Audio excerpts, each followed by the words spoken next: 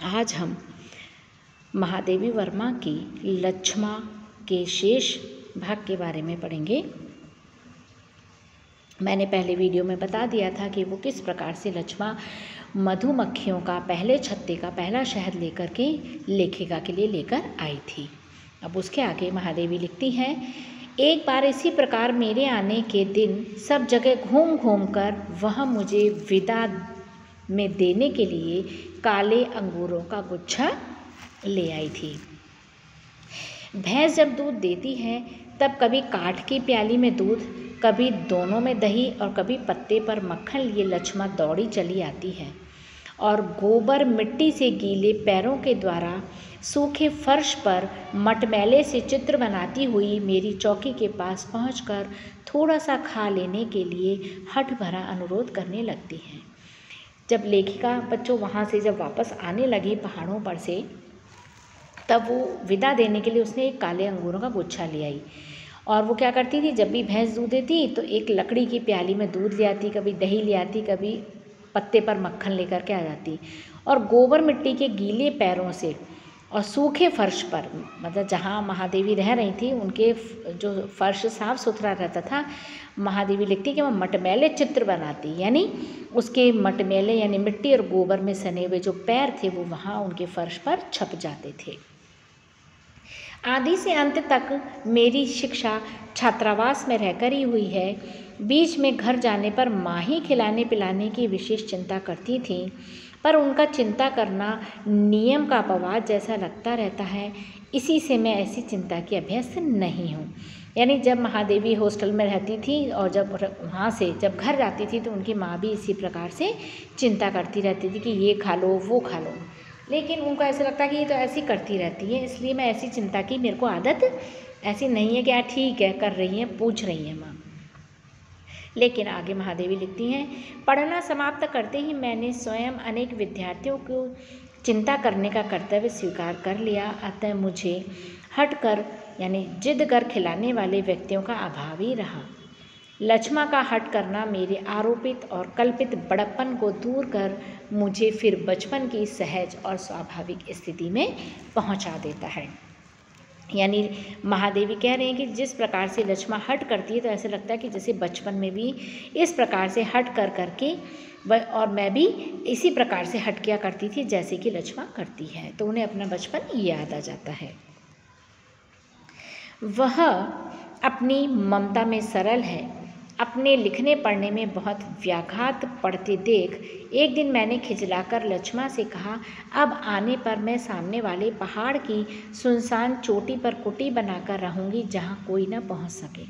वो इतनी परेशान हो गई थी लक्ष्मा से, तो एक बार उन्होंने चिढ़ करके बोल दिया कि अब की बार मैं यहाँ आई ना तो जो ऊंचा पहाड़ है ना वहाँ पर मैं अलग से अपनी झोंपड़ी बनाकर रहूँगी ताकि कोई नहीं पहुँचे, यानी कुल मिलाकर तू भी वहाँ नहीं आ सकती। निरंतर सबके भोजन की चिंता करते करते वह जान चुकी है कि भोजन की समस्या सहज सुलझने वाली नहीं होती और बिना उसे सुलझाए संसार का कोई काम संभव नहीं। यानी पेट की आग ऐसी होती है, भूख ऐसी होती है कि अगर हम भोजन की व्यवस्था नहीं करेंगे तो हमारे जीवन में कई समस्याएं आएंगी, हम वो सुलझा लेंगे, लेकिन भूख ऐसी समस्या है जिसको कि समस्या का हम जब तक हल नहीं निकाल लेते तब तक हमें चैन नहीं पड़ता। निर्जन में कहीं मैं भी इस समस्या में उलझकर न रह जाऊं, यही सोचकर उसने जो उपदेश गर्भित अनुरोध किया वह उसी के योग्य था।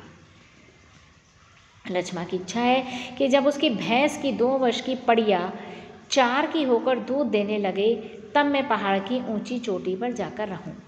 जब महादेवी वर्मा ने कह दिया ना कि अब की बार मैं यहाँ आऊँगी और पहाड़ की ऊंची चोटी पर रहूँगी ताकि वहाँ कोई नहीं आए, तो अब लक्ष्मा कितनी सरल स्वभाव की थी, उसको पता है कि भाई ऊपर वहाँ कोई खाने की व्यवस्था नहीं होगी, तो बड़ा अनुरोध करती हुई कहती है कि मेरी भैंस की जो दो साल की जो पड़िया है, जो 2 साल का जो बच्चा है ना वो 4 साल का हो जाएगा, तब वो दूध देने लगेगी, तब मैं उस पहाड़ की चोटी पर रहूँ।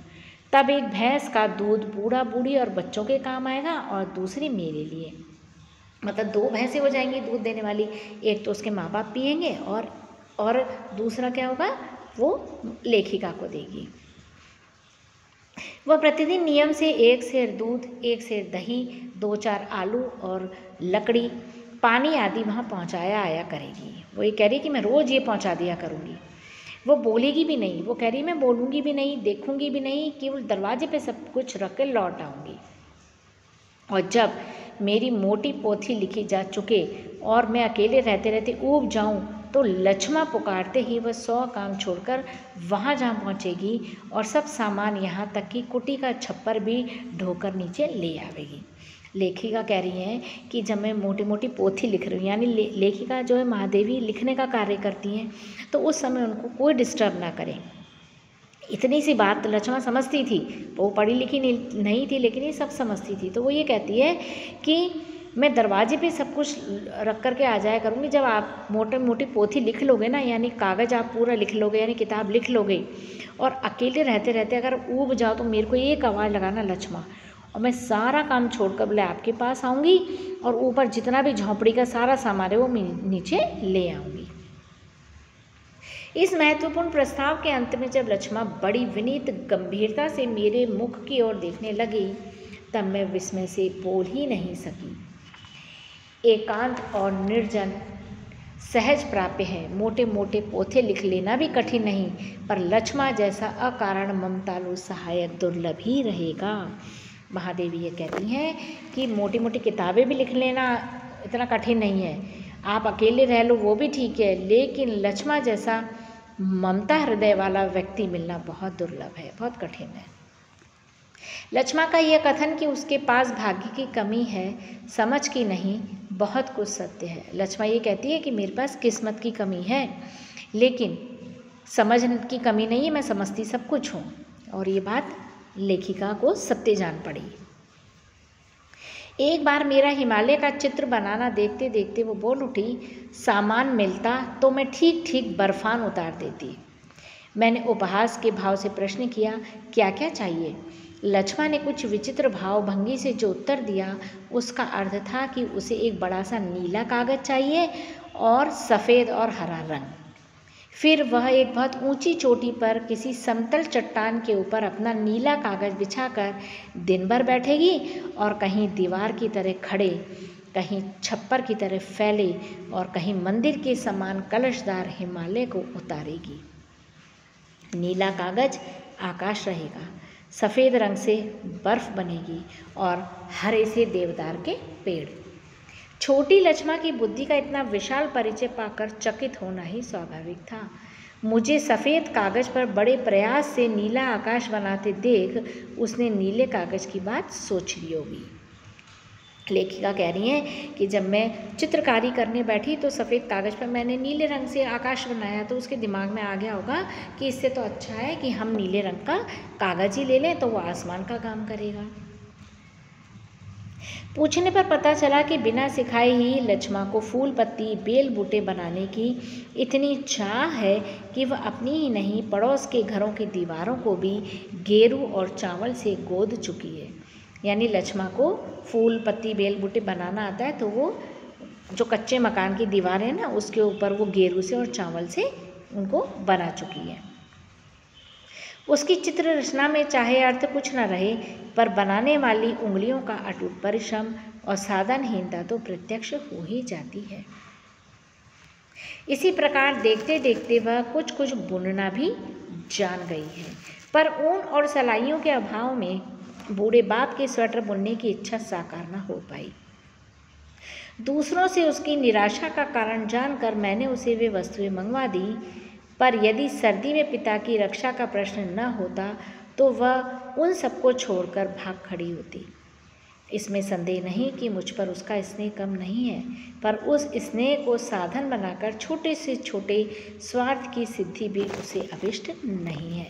यानी महादेवी बता रही हैं कि पिता की रक्षा करना, जो कि बूढ़े हैं, उनकी देखभाल करना, इसलिए वो अपने कर्म को अधिक महत्व देती है, दूसरी छोटी बातों को महत्व नहीं देती। साधारणतः असंख्य असुविधाएं और विविध अभाव पहाड़ी जीवन में स्वार्थ भावना को बहुत स्थूल और स्पष्ट रूप देते हैं, पर लक्ष्मा के जीवन को मैंने इसका अपवाद ही पाया।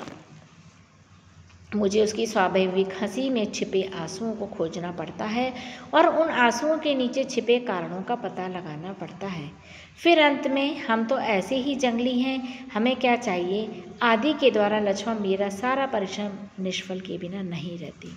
मतलब महादेवी ये जानना चाहती हैं कि वो उसकी जो हंसी है उसके पीछे आंसू हैं, वो दर्द है, लेकिन वो उन दर्द को वो छुपा जाती है, लेकिन वो कारण नहीं बताती। इसलिए वो ये कह रही हैं कि वो ये बोल देती है, उससे अगर कोई दुख का कारण पूछो तो कहती है हम तो जंगली हैं, हमें और क्या चाहिए। हृदय से इतनी स्वच्छ लक्ष्मा को बाहर से मलिन ही रहना पड़ता है। हृदय उसका साफ है लेकिन बाहर से वो गंदी रहती है, क्योंकि कभी कभी तो अपनी मलिनता पर आप ही झुंझुला कर कह उठती है, मैं तो इतनी मैली हूँ, मुझे भीतर मत आने दो, बाहर ही रोक दिया करो, देखो तो सारा का सारा घर कैसा लगने लगता है। वो जानती है कि मैं बाहर से गंदी रहती हूँ, साफ़ सुथरी नहीं रहती, लेकिन वो भी उसकी एक मजबूरी है, लेकिन वो बता नहीं पा रही है, स्वयं ही कह देती है कि मेरे को अंदर मत आने दो।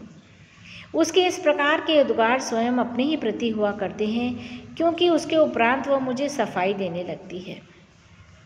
क्या सफाई देती है? पाँव तो सवेरे ही मलमल कर धोए थे, पर आधे रास्ते में भैंस को घास डालने लौट जाना पड़ा, यानी इसलिए उसके पैर गंदे हो गए। लहंगा तो कल पत्थर पर मोगरी से पीटकर छांटा था, पर बच्चे ने मिट्टी भरे हाथ पहुँच दिए।